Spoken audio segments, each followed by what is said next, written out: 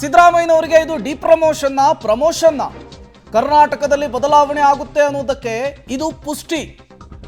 ಬೆಂಗಳೂರಿನಲ್ಲಿ ಸಂಸದ ಜೊತೆಗೆ ಮಾಜಿ ಸಿಎಂ ಬಸವರಾಜ ಬೊಮ್ಮಾಯಿ ಮಾತನಾಡಿದ್ದಾರೆ.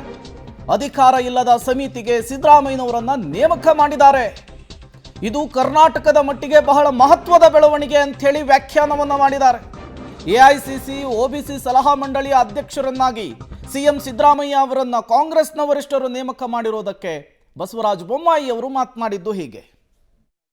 ಸಿದ್ದರಾಮಯ್ಯ ಅವರಿಗೆ ಡಿಮೋಷನ್ನ ಪ್ರಮೋಷನ್ನ ಎಂಬುದು ಸಿದ್ದರಾಮಯ್ಯ ಅವರು ಹೇಳಬೇಕು. ಕರ್ನಾಟಕದಲ್ಲಿ ಸಾರ್ವತ್ರಿಕವಾಗಿ ನೋಡುವುದು ಒಂದು ರೀತಿಯಲ್ಲಿ ಸಿದ್ದರಾಮಯ್ಯಗೆ ಡಿಮೋಷನ್ ಅಂತ. ಯಾವುದೇ ಅಧಿಕಾರ ಇಲ್ಲದಿರುವಂಥ ಒಂದು ಸಲಹಾ ಸಮಿತಿಗೆ ಅಧ್ಯಕ್ಷ ಮಾಡಿ ಸ್ಪಷ್ಟವಾದ ಆದೇಶ ಇಲ್ಲದೆ, ಅದಕ್ಕೆ ಉದ್ದೇಶವೂ ಇಲ್ಲದೆ ಕರ್ನಾಟಕ ರಾಜಕಾರಣದಲ್ಲಿ ಬದಲಾವಣೆ ಆಗುತ್ತೆ ಅನ್ನುವಂಥ ಸೂಚನೆ ಅನ್ನುವಂಥದ್ದು ಇನ್ನಷ್ಟು ಆ ಪ್ರಶ್ನೆಗೆ ಇನ್ನಷ್ಟು ಪುಷ್ಟಿ ಸಿಕ್ಕಿದೆ.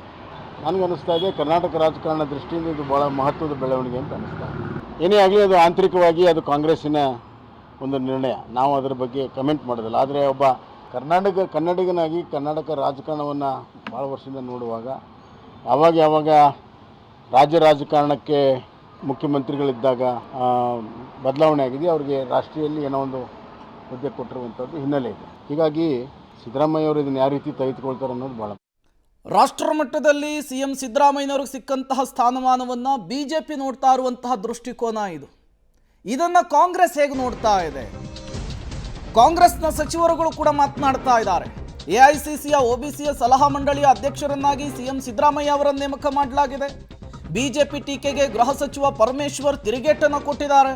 ಚೇರ್ಮನ್ ಮಾಡಿದ ತಕ್ಷಣ ರಾಷ್ಟ್ರ ರಾಜಕಾರಣಕ್ಕೆ ಸಿಎಂ ಸಿದ್ದರಾಮಯ್ಯನವರು ಹೋಗ್ತಾರೆ ಅಂತಲ್ಲ, ಅನುಭವದ ಆಧಾರದಲ್ಲಿ ಸಿದ್ದರಾಮಯ್ಯನವರು ಜವಾಬ್ದಾರಿ ಕೊಟ್ಟಿದ್ದಾರೆ ಅಷ್ಟೇ. ಹಂಗಂತ ಅವರು ರಾಷ್ಟ್ರ ರಾಜಕಾರಣಕ್ಕೆ ಸೀಮಿತ ಆಗ್ತಾರೆ, ಹೋಗ್ಬಿಡ್ತಾರೆ ಅಂಥದ್ದೇನಿಲ್ಲ.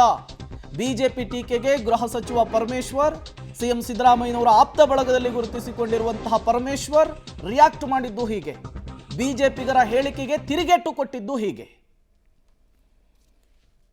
ಇಲ್ಲ, ಚೇರ್ಮನ್ ಮಾಡಿದ್ದಾರೆ ಅಂದಾಕ್ಷಣಕ್ಕೆ ರಾಷ್ಟ್ರ ರಾಜಕಾರಣಕ್ಕೆ ಹೋಗಬೇಕು ಅಂತೇನಿಲ್ಲ. ಅವರು ಅನುಭವ ಇದೆ. ಹಿಂದುಳಿದ ಸಮುದಾಯಗಳ ಕ್ಷೇಮಾಭಿವೃದ್ಧಿಗೆ ಅವರು ಮೊದಲಿಂದನೂ ಕೂಡ ಕೆಲಸ ಮಾಡ್ಕೊಂಡು ಬಂದಿದ್ದಾರೆ, ಅನುಭವ ಇದೆ. ಆಮೇಲೆ ಈಗಿರುವಂಥ ನಾಯಕರಲ್ಲಿ ಹೆಚ್ಚು ಈ ವಿಷಯದಲ್ಲಿ ಅನುಭವ ಇರೋದು ಅವರಿಗೆ ಅಂತೇಳಿ ಅದಕ್ಕೆ ಅವ್ರಿಗೆ ಕೊಟ್ಟಿದ್ದಾರೆ, ಜವಾಬ್ದಾರಿ ಕೊಟ್ಟಿದ್ದಾರೆ. ನಾವು ಅನೇಕ ಸಂದರ್ಭದಲ್ಲಿ ನಮ್ಮ ರಾಜ್ಯದಲ್ಲಿ ಬೇಕಾದಂಥ ಲೀಡರ್ಗಳೆಲ್ಲ ರಾಷ್ಟ್ರ ರಾಜಕಾರಣದಲ್ಲಿ ಜವಾಬ್ದಾರಿಗಳನ್ನು ಹೊತ್ತಿದ್ದಾರೆ. ಹಂಗಂತ ಹೇಳಿ ಅಲ್ಲಿಗೆ ಹೋಗಬೇಕು ಅಂತೇಳಿ ಸಿಎಂ ಸಿದ್ದರಾಮಯ್ಯನವರಿಗೆ ಈ ಸ್ಥಾನಮಾನ ಸಿಕ್ಕಿರೋದನ್ನು ಬಿಜೆಪಿ ಬೇರೆ ರೀತಿಯಲ್ಲಿ ಬಣ್ಣಿಸ್ತಾ ಇದೆ. ಅದು ಆ ರೀತಿ ಅಲ್ಲ. ಅಹಿಂದ ನಾಯಕತ್ವವನ್ನು ರಾಷ್ಟ್ರೀಯ ಮಟ್ಟದಲ್ಲೂ ಕೂಡ ಬೆಳೆಸುವಂತಹ ನಿಟ್ಟಿನಲ್ಲಿ ವರಿಷ್ಠರು ಈ ರೀತಿಯ ನಿರ್ಧಾರವನ್ನು ತೆಗೆದುಕೊಂಡಿದ್ದಾರೆ ಅಂತ ಹೇಳಿ ಗೃಹ ಸಚಿವರು ಹೇಳ್ತಾ ಇದ್ದಾರೆ. ಬಟ್ ಈ ಎಲ್ಲ ಬೆಳವಣಿಗೆಗಳು ಏನನ್ನೋ ಒಂದನ್ನು ಸೂಚಿಸ್ತಾ ಇದೆ.